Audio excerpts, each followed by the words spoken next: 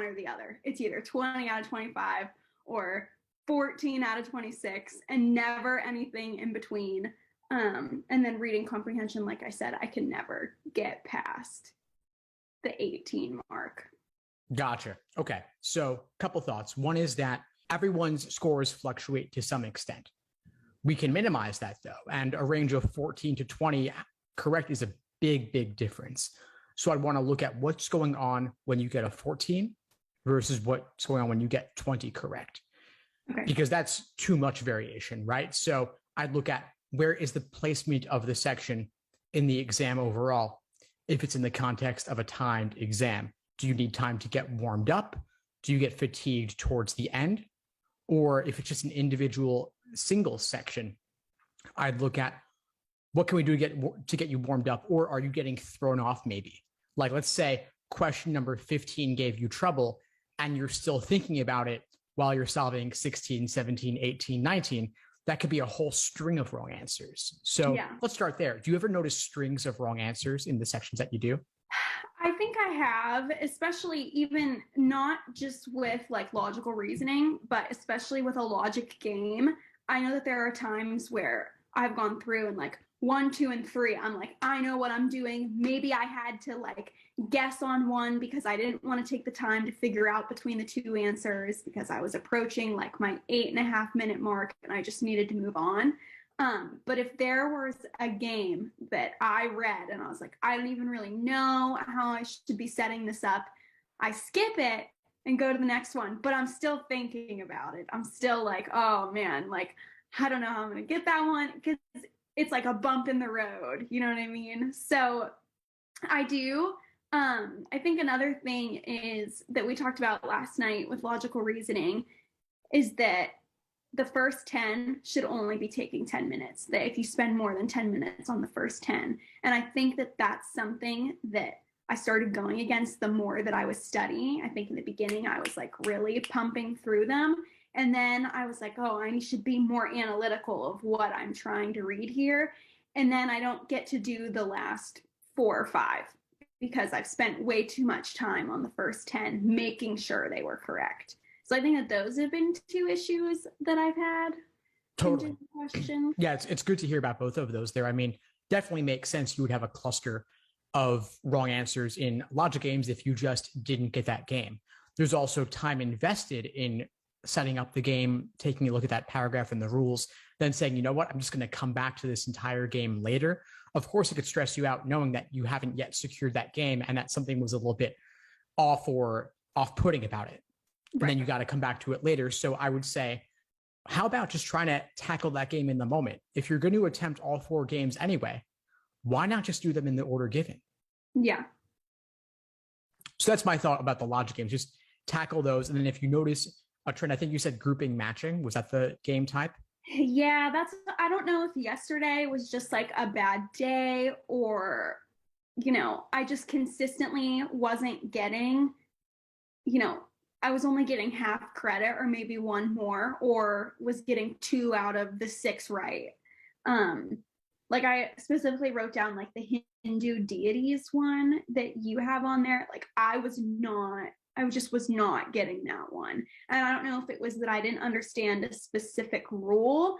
I will say I wasn't doing contrapositives whenever I was in my previous prep. So that's definitely, I think, helped me even gain just 1 point or figuring out, the setup and like making more deductions up front. I think that that's already helped me. I think now I'm worried that I haven't timed myself doing them since. So now I'm worried that I'm taking like entirely too much time and like giving myself 10 or 11 minutes to do it. And I might be getting all the questions right, but I'm giving myself 10 or 11 minutes to do the problems instead of 8. Now, I think so that's another one of my concerns there. Sure. So 10 or 11 minutes could actually be okay for a given game. The Hindu deities game is incredibly difficult, harder than your average game, certainly. So it's fine to take 11 minutes there. But of course, you've got to balance it out by solving an easier game much more quickly. So just like you talked about, coming around to that idea of logical reasoning pacing, first 10 questions in roughly 10 minutes, I'd love for you to do the same in logic games, where if you see a simple game, like a simple relative ordering game, or you become super proficient with setting up conditional chains and you could solve those games quickly, you then build up a time bank where that you can apply to the tougher games that really need it, like the Hindu deities game or the famous CDs game that's featured in Legally Blonde from Prep Test 31. Like games like that deserve more time. So you can devote more time to them, but it's got to be balanced out somewhere else. Similarly with the logical reasoning, if you solve those first 10 questions in roughly 10, 12 minutes, then you can afford to do the tougher questions a little bit more slowly. And if question number 15 gives you trouble, yeah, you could flag that question, skip it, come back to it later, because you're not sacrificing an entire set of questions like with logic games. You're just saying, I don't want to deal with this tough individual question right now, but I can do that for 3 to 4 questions, knock out all the ones that are easier for me, and then come back later. And since everything's worth the same, why not? Okay. I guess another one of so reading comprehension. In the beginning of my studying, I was flying through reading it. I wouldn't say not comprehending anything, because I actually got my best scores on reading comprehension early on. And it wasn't until, and I was getting to the last prompt, maybe not answering every question in the last passage, but most of them. And that's where I was getting the 17, 18s out of 27. And then once I started to slow down, I was not getting to the last passage, having to skim it and still maybe answering the first question and then having to guess on all the rest, and my scores went down. So how should I be approaching reading comprehension? Should I be trying to do 3 of 4 and really focus on them and then guess on the last passage? How should I be trying to do all of them? What is my best approach there? And should I be skimming or actually reading? Great questions, all of them. We'll cover them all. Okay. To start with, I have a question for you, though, which is, what's your target score? What's your goal? What's the minimum that you'd be happy with?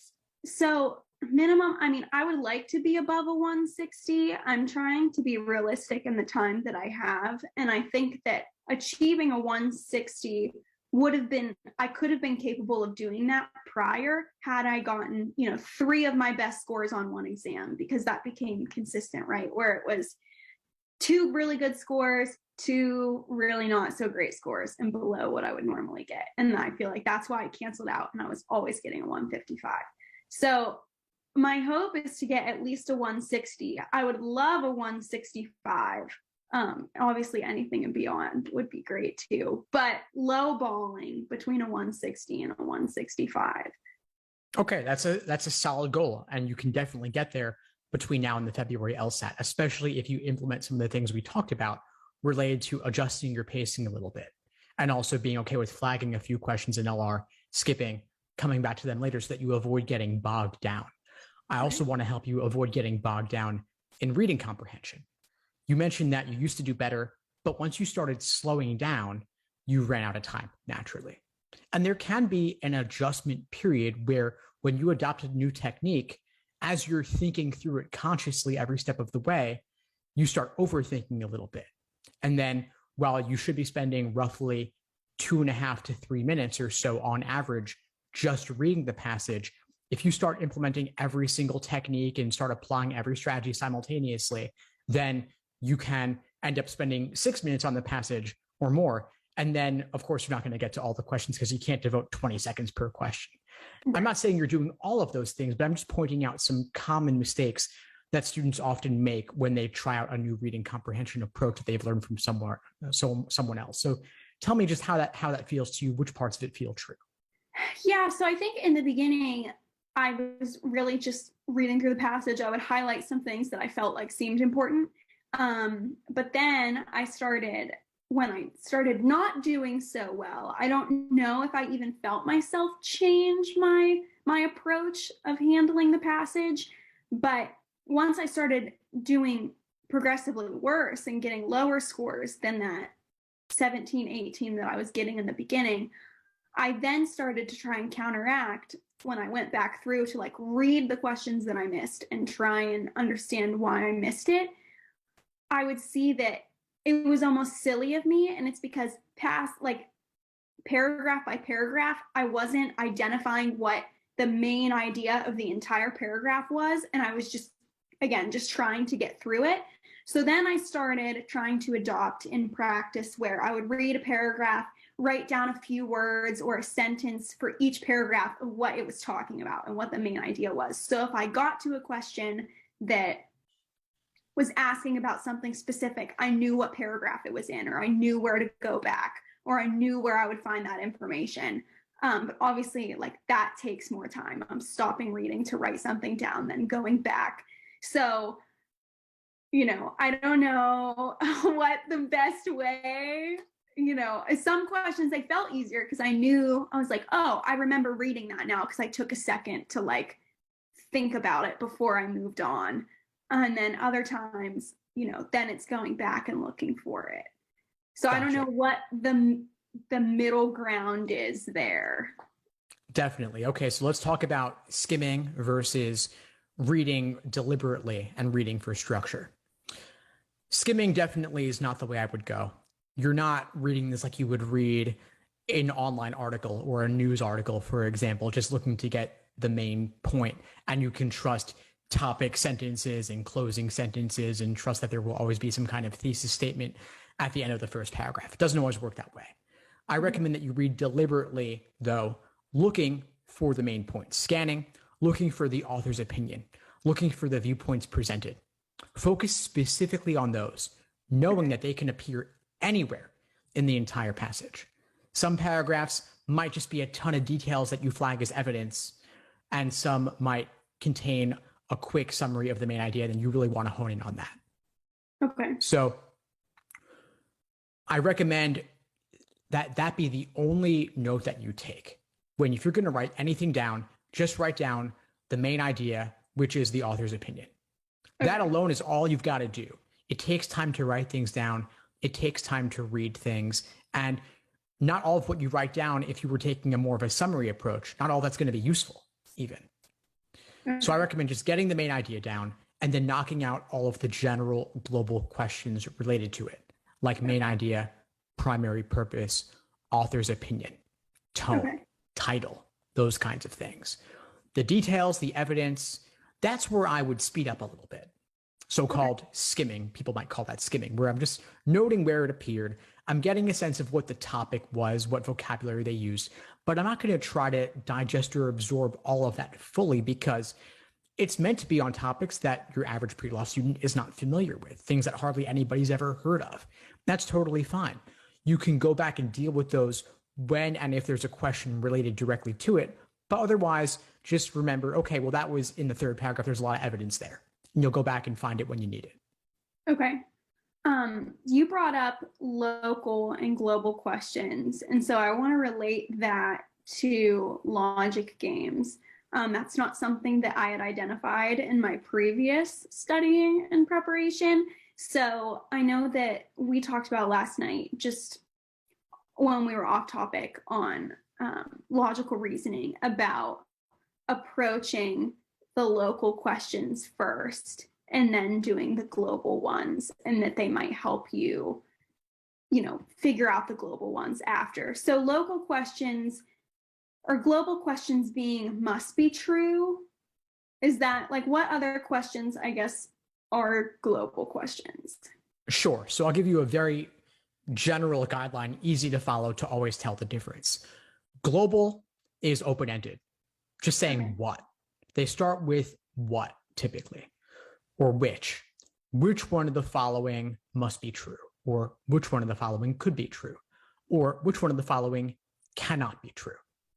Okay. In contrast, local questions always start with an if.